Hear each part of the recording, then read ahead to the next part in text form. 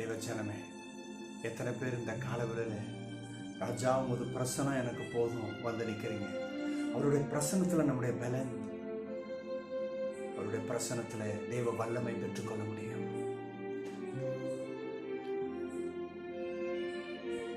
ராஜா உன் பிரசன்னம் போதுமையா, எப்போதுமே எனக்கு போதுமையா.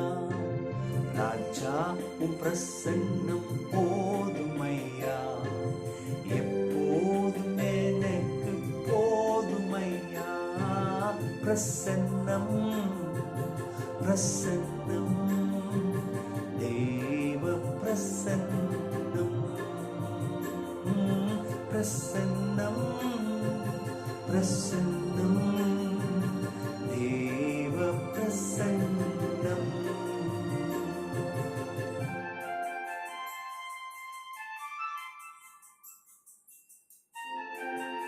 அதிகாலமே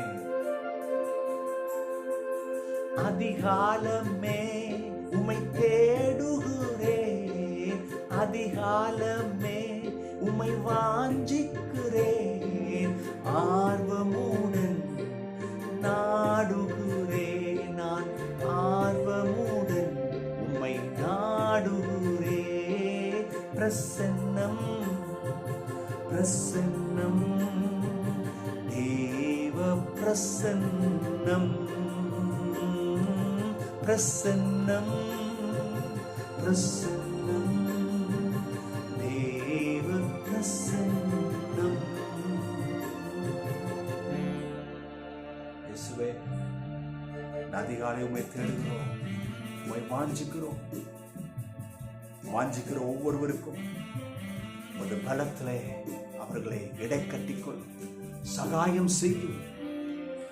சாதாரண ஆட்கள் ஒரு சமூகத்தில் வரும் பொழுது பலனுள்ள கருவியாக மாறுவோமே. நீங்க உமது பிள்ளைகள் ஒரு சமூகத்திலிருந்து அந்த பலனை எடுத்துக்கொள்ளட்டும், தெய்வீக ஞானத்தை எடுத்துக்கொள்ளட்டும். அது உமது பிரசனத்துல தான் எங்களுக்கு கிடைக்கும், அந்த விவேகம் ஞானம். ஓ தேங்க்யூ லார்ட். உங்களுடைய பிள்ளைகள் மேல் பாதுகாப்பின் கரம் இருக்கட்டும்.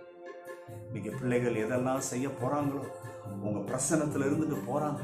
தேவ பிரசனம் முன்னாடி போய் அவர்களுக்கு கோணலான பாதைகளை சரி செய்யட்டும், காரியங்களை ஜெயம் எடுத்து கொடுக்கட்டும். ஆமென். இருதயங்கள் ஸ்திரப்படட்டும். எங்கெல்லாம் தோல்வி, எங்கெல்லாம் அவமானமோ, இன்னைக்கு பிள்ளைகள் உமது பிரசனத்தினால ஜெயத்தை எடுக்க, கனத்தை எடுக்க நீர் கிருபை செய்ய போவதற்கு நன்றி. இயேசுவின் நாமத்திலே ஜெபிக்கிறேன் நல்ல பிதாவே. ஆமென் ஆமென். ஹல்லேலூயா. இன்றைக்கும் இந்த காலவெளியிலே கர்த்தர் நமக்கு இரக்கம் செய்வார். யாத்ராகமம் 6ஆம் அதிகாரம் 7ஆம் வசனம், இதை நாம் தியானிக்க போகிறோம். உங்களை விடுவிக்கிற உங்கள் தேவனாய கர்த்தர் நான். இஸ்ரவேல் ஜனத்தை பார்த்து கர்த்தர் சொல்றாரு, எப்பா உன்னை விடுவிக்கிறவர் யார் நினைக்கிற? நான் தான். அன்னைக்கு பாருங்க, அடிமைத்தனம் அப்படியே வருஷம் ஓடுது. யோசேப்பு காலத்தில் வந்து செட்டில் ஆனாங்க, அவன் குடும்பம் தான் வந்தது. அந்த குடும்பம் தான் அப்படியே 12 இருந்தது, அப்படி பெருகுச்சு, 24 ஆனது, அப்படியே மல்டிப்ளை ஆகி கடைசியில் ஒரு தேசம் ஆயிட்டாங்க. பாருங்க, நல்லா தான் இருந்தது அந்த காலம். அந்த பார்வோன் போய் வேறொரு மனுஷன் வருகிறான். அவன் ரொம்ப கடினமாக இஸ்ரவேலை நடத்த ஆரம்பிக்கிறான். 2 காரியம், அவன் சிட்டியை டெவலப் பண்ணணும், இன்னொன்று இந்த மக்கள்கிட்ட திறமையும் ஞானமும் இருக்கு, இதை பயன்படுத்தணும்னு சொல்லி அடிமையாக வச்சு அவங்கள பண்ணுறான். இந்த பிள்ளைங்க பாருங்க, அடிமைத்தனமாக இருக்கிறாங்க. 400 வருஷம் தாண்டிருச்சு, அப்படியே அடிமைத்தனம், சந்ததியாக அடிமைத்தனத்தில் இருக்கிறான். கர்த்தர் மோசே எழுப்புகிறாரு அவங்கள விடுதலை செய்யறதுக்கு. அப்போ மோசையின் மூலம் விடுதலை கொடுக்குறாரு. அப்போ பாருங்க, இந்த கர்த்தர் விடுவிக்கிறது எங்கேயோ இருந்து வரலங்க. ஏதோ மனுஷன் 2-3 மனுஷன் நல்லது செஞ்சனால கர்த்தர் மன இறங்கலை, அதுக்கு முன்னாடி அவர் மன இறங்கிட்டார். அதை பார்த்து மன இறங்கலை, அதுக்கு முன்னாடியே மன இறங்கினாரு. அப்போ ஒரு காரியத்தை கவனிங்க. இன்னைக்கு நிறைய பேர் சில பிரச்சனையில் மாட்டிகிட்டு இருக்கிறோம்.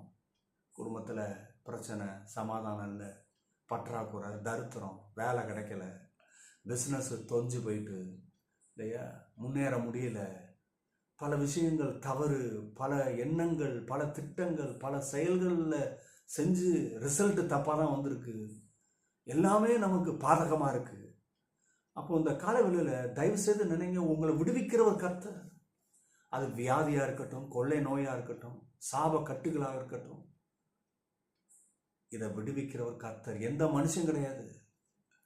தயவுசெய்து இந்த மனுஷங்கிட்ட பேசினா நடந்துடும், இந்த மனுஷங்கிட்ட என்னுடைய பாரத்தை கொடுத்தா நடந்துடும், அவங்க ஏதோ ஆலோசனை கொடுத்தா நடக்காதுங்க.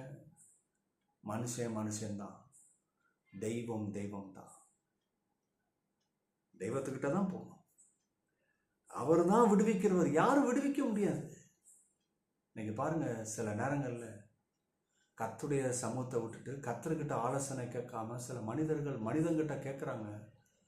இன்னும் அதிகமான குழப்படி தான் நடக்குது. அவங்க ஏதோ ஒரு வழி சொல்கிற மாதிரி இருக்குது, கொஞ்சம் அப்படி புதுசாக இருக்குது, கொஞ்சம் வித்தியாசமாக இருக்குது. இது போல் நிறைய பேர் சொன்னது மாதிரி இருக்குது.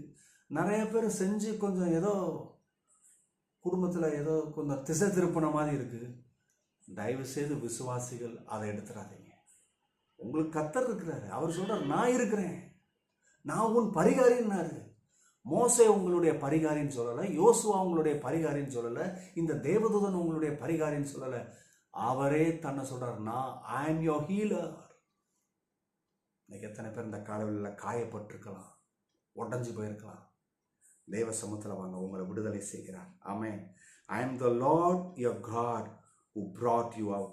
நம்மளை விடுதலை ஆக்கி வெளியில் கொண்டு போகிறவர் அவர் தான்.